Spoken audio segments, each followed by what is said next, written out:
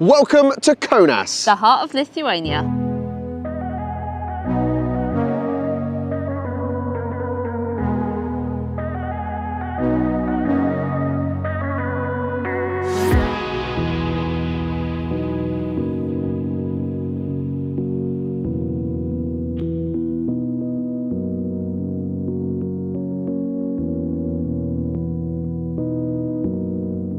We've arrived in Kaunas and we are going to explore the city. There is a castle over there which we're going to first, but there's artwork, there's Lithuanian food, and hopefully later a beautiful sunset looking over the city.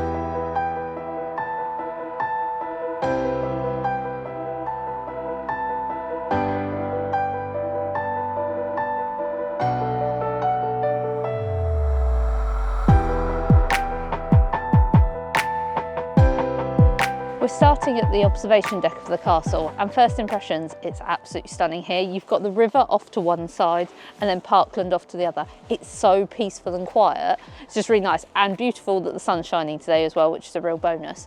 But this castle is actually really important to Lithuania. It was one of the first stone castles built in the mid 14th century. It was also destroyed in the mid 14th century. But in the 15th century, they rebuilt it on the same grounds as the original castle. It's a bit odd to look at though, because only a third remains, because the rest was washed away by the river that's just right next to it. But it's really impressive. They've done a lot of work to restore it and found a lot of archaeological sites here too. And who was this built to defend against? It was those pesky Teutonic knights. Honestly, they're everywhere in this part of the world. Now, obviously, they did manage to destroy this castle and took it over. Now, gone are those days. Now, as you can see, they're using it for real fun things, social and musical events. They've got their amphitheatre seating, and this would be a lovely place to be, maybe for some live music.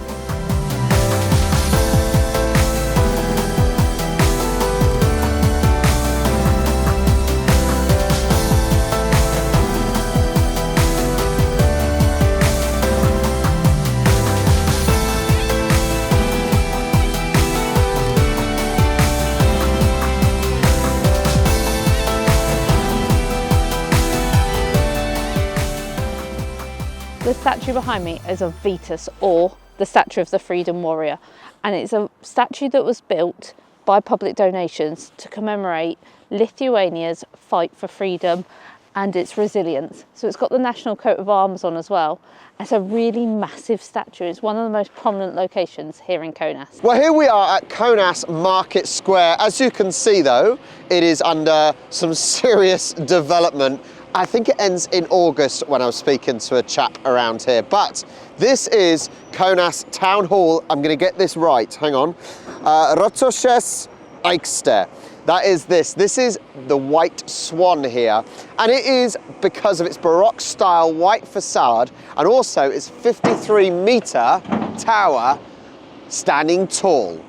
Now this, interestingly, has been many types of buildings, going from a merchant hub, a prison, royal residence, and even a fire station. What I love about coming to all these different countries and different places is you find out about people from the past that started incredible things.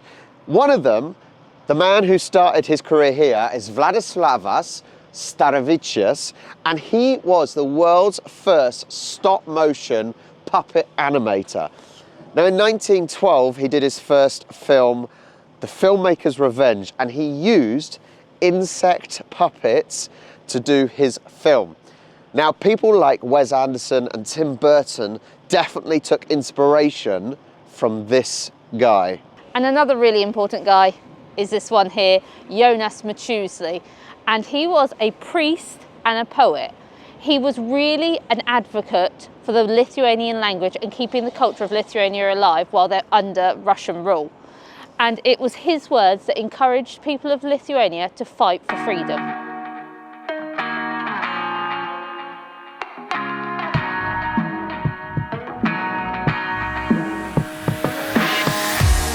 What has happened? What are we fighting for? Now we can't go back A quick pit stop for some beer. We've come to a Villies. Now this is a microbrewery, as you can see over there. They've got the vats going. Now this is honey beer, Lithuanian honey beer, so let's give it a try. Oh, it's got a strong taste. It's got quite a strong beery taste with those undertones of honey, which makes sense. I do like to try, I'm not a beer drinker normally, but I do like to try the homemade beer with different flavours, banana, honey, raspberry, those sort of flavours. Charlie has gone for a green tea, and then we've got some snacks coming out very soon. Well, we only went for snacks, but look how good this looks. Now, one passerby that I spoke to recommended basically fried bread with cheese, so I'm going to tuck into this. Okay. Oh my God. That is incredible. The cheese is normal cheese. Tastes similar to a fresh cheddar, but real kind of fragrant.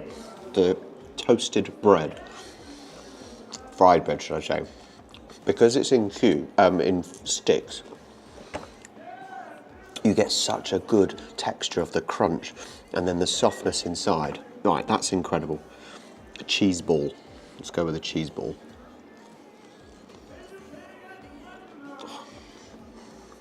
No. I've said this before, I shouldn't necessarily review after one mouthful. That is incredible. It's not too crispy on the outside, but inside it is so stringy and cheesy and gooey. Oh my God, okay, incredible. Last one then. I don't know what's on top of it, but chicken wings. Oh, I don't know what that was, but it's got a little bit of a kick. That's got a little bit of a kick. Oh, we've done well here. I'm happy with the choice. But you went too far and I won't back down. I'm heading for another door. It was only a matter of timing. I never needed you around it, but we keep running round and round. I've been down there looking for the silver lining, but no matter what we're always fighting. So maybe you should just get lost, 'cause you're not safe with me around. You best move back before I detonate. You come too far. Well, welcome to Yard Gallery. This is one of Kaunas's hidden gems. This artistic residential area has been created. It's ever changing with murals, installations and memories of people. Now this originally started to bring the community together, but it is constantly changing with the memories of the people from this area. When it's real, it's gone. You better get up when sugar goes off. You blow out the love when it's real, it's gone. You better get up when sugar goes off, or I'll detonate on the earth.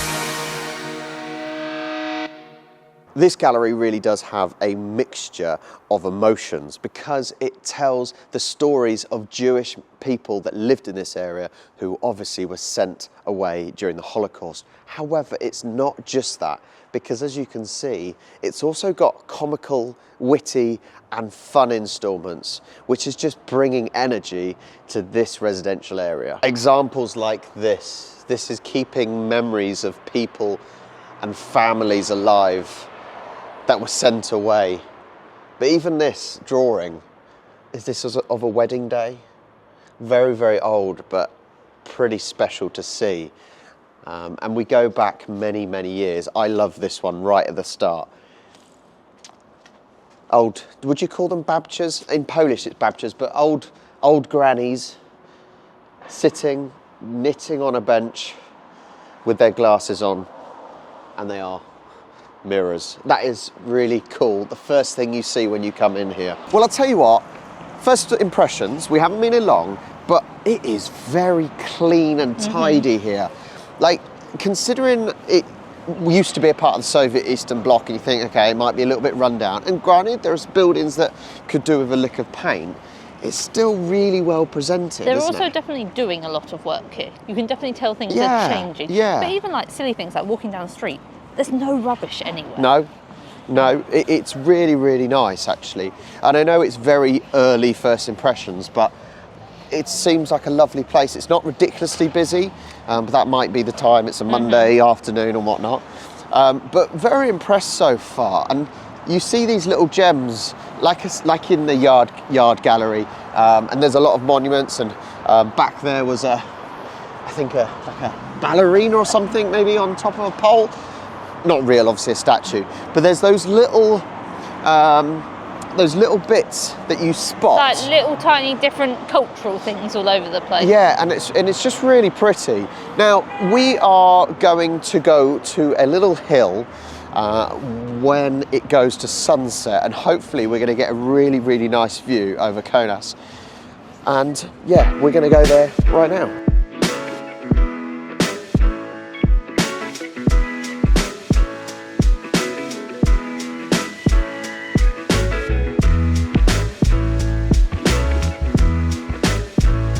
Well, we were going to take this little train that goes up to the hill. It's not a very big hill, and it does cost €1 one way per person. And annoyingly, we didn't have cash on us. Normally there's an ATM and we do, but no, you don't mind going up the stairs though, do you? No, it's fine. She says out of breath. We might need a little break quickly. It's not a very big hill, so we should manage.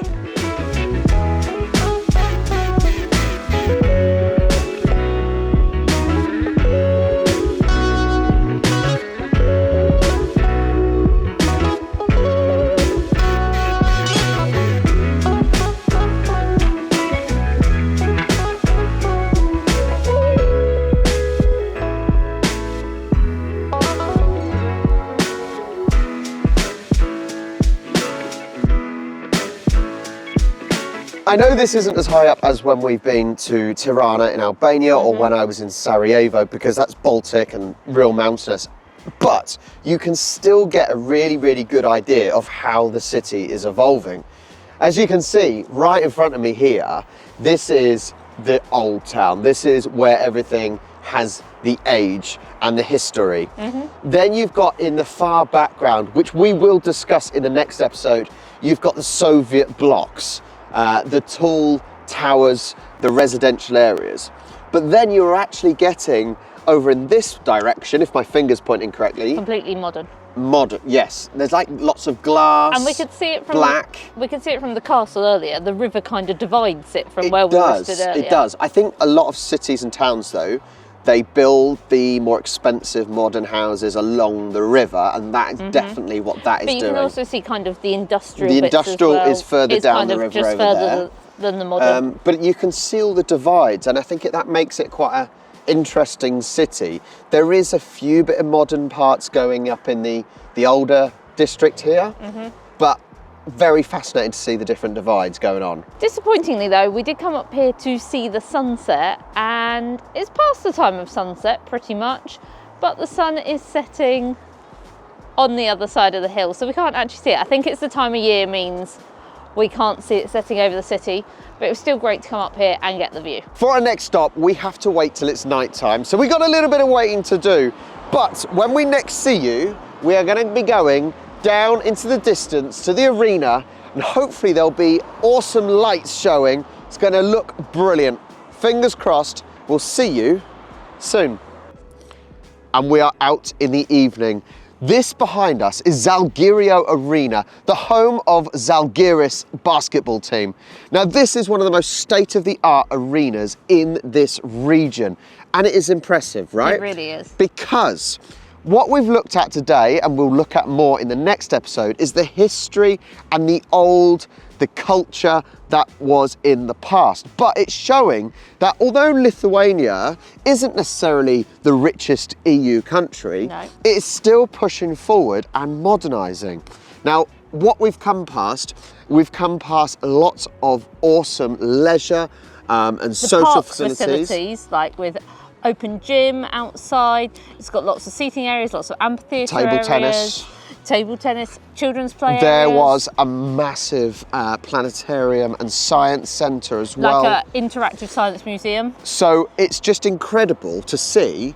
We spoke earlier about, when we're at the top of the hill, about you can see the different regions. Well, actually, we've almost come into now something that is so vibrant and so modern and progressive towards something that Lithuania probably didn't used to be because of the whole Eastern Soviet bloc. It's now completely different.